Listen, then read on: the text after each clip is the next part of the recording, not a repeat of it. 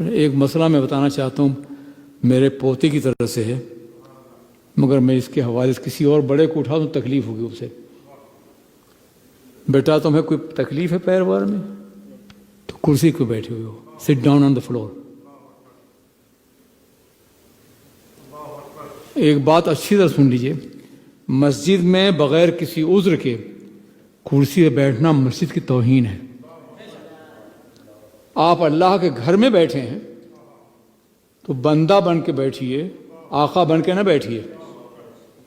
اور میں ایسے کسی آدمی کو برداشت نہیں کر سکتا مسجد میں جو طاقت و توانائی کا حامل ہو، صحت مند ہو، اور وہ کرسی پہ بیٹھے۔ یہ گستاخی ہے، بے ادبی ہے۔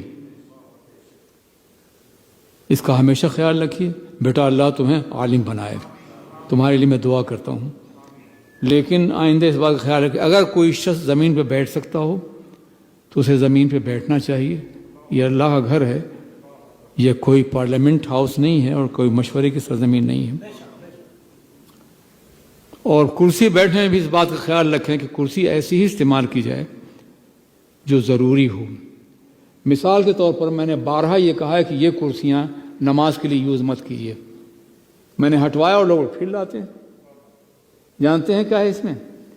اس کرسی میں آرام شامل ہوتا ہے اور فاصلہ بڑھ جاتا ہے، جماعت میں فصل واقع ہو جاتا ہے۔ کرسی کا استعمال صرف اتنا ہونا چاہیے کہ جماعت میں فصل نہ ہو، دائیں اور بائیں نمازی ہیں ان سے جڑے رہیں۔ آپ نے حرم شریف کی کرسیاں دیکھی ہیں؟ تو یہ ہے، اگر بیٹھنا بھی ہے تو کوئی ایسی کرسی استعمال کریں جو کم سے کم جگہ لے اور بے ادبی اور گستاخی کے مرادف نہ ہو۔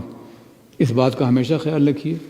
آج میں نے اپنے ایک پوتے کے حوالے سے یہ بات کہی ہے، اللہ اسے بابرو اور باعزت بنائے، لیکن میں کسی بزرگ کو اٹھا دیتا تو شاید وہ افینڈ ہو جاتا اور ناراض ہو جاتا۔ حضرت آپ بیٹھ جائیے، آپ ماشاءاللہ آپ مہمان بھی ہیں اور عالم بھی، عالم دین کا اپنا مقام ہوتا ہے، یہ علماء کرام ہے۔